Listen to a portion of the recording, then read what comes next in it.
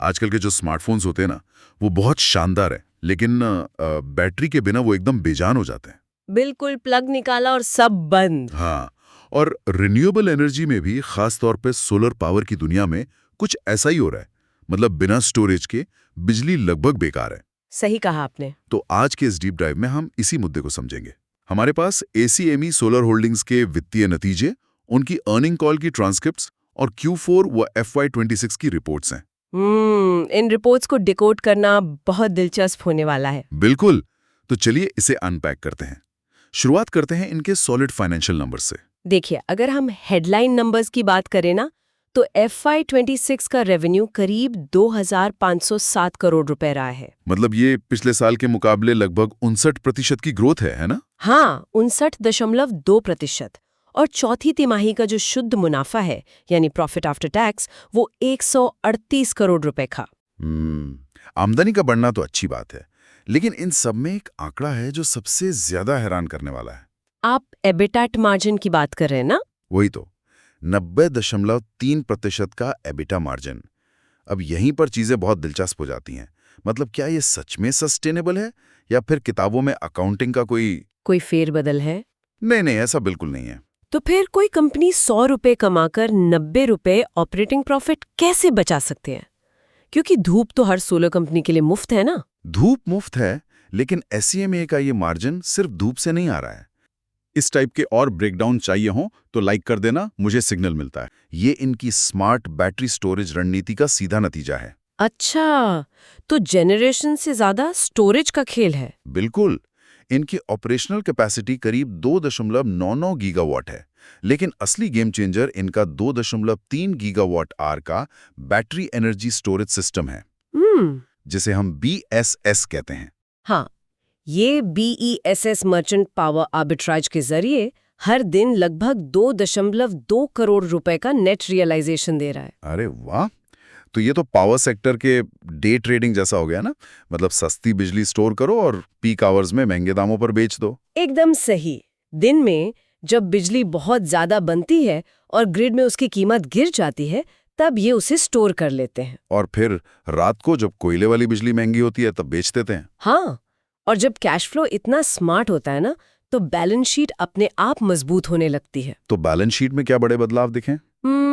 सबसे बड़ा operational update इनका वर्किंग कैपिटल है।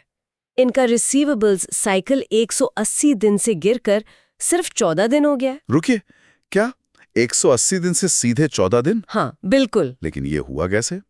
क्या ये सिर्फ कोई अस्थाई फेज है या बिजनेस मॉडल में ही कोई बड़ा स्ट्रक्चरल बदलाव कर दिया इन्होंने? ये पूरी तरह से एक स्ट्रक्चरल बदलाव है। दरअसल इन्होंने राज्य स्तर के ग्रिड्स से अपना फोकस हटा लिया है। अच्छा, और अब सेंट्रल ग्रिड पे शिफ्ट हो गए। हाँ, सेंट्रल ग्रिड यानी CTO ऑफ टेकर्स पर वो प्रॉम्प्ट पेमेंट करने पर कैश डिस्काउंट लेते हैं, जिससे पैसा तुरंत आ जाता है। ये तो बहुत ही स्मार्ट मूव है। और इसी मजबूत कैश फ्लो के दम पर इन्होंने अपना 3300 करोड़ रुपए का कर्ज भी रीफाइनेंस किया है। जिससे ब्याज दर कम हुई होगी। बिल्कुल। Cost of debt 150 basis points कम होकर अब 8.4% पर आ गई है। ये तो किसी भी कंपनी के लिए बहुत बड़ी बात है। अगर आपको ऐसे डीप डाइव एनालिसिस पसंद है तो चैनल फॉलो करना मत भूलना। तो एनालिस्ट कॉल में मैनेजमेंट का टोन कैसा था? जब मैं कॉल के नोट्स पढ़ रही थी तो वो बेहद कॉन्फिडेंट और ऑप्टिमिस्टिक लग रहे थे। कुछ खास हाइलाइट्स जो एनालिस्ट्स ने पूछे हों? एक बहुत दिलचस्प बात सामने आई। वो अपने नए सोलर मॉड्यूल्स के कैपेक्स को जानबूझकर टाल रहे हैं। जानबूझकर टाल रहे हैं, लेकिन क्यों? ताकि वो ग्रिड कनेक्टिविटी टाइमलाइंस के साथ एकदम मैच कर सकें। इससे पैसा बेकार में फंसा नहीं रहता और रिटर्न्स प्रोटेक्ट होते हैं। समझ गया।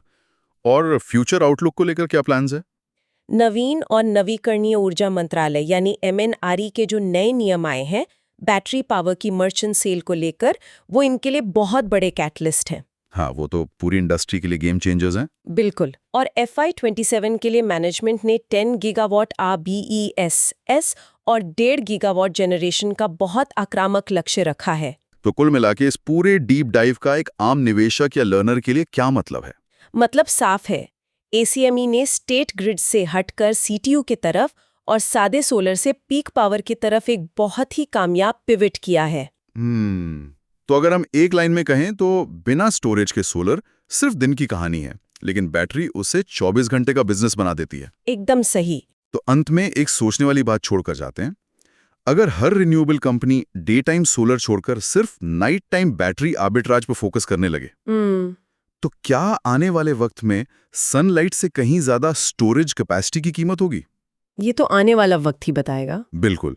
इस डीप डाइव में आज के लिए इतना ही। नेक्स्ट किस कंपनी का ब्रेकडाउन देखना चाहते हो, कमेंट में बताओ। आपका सजेशन नेक्स्ट वीडियो बन सकता है, कमेंट जरूर करना।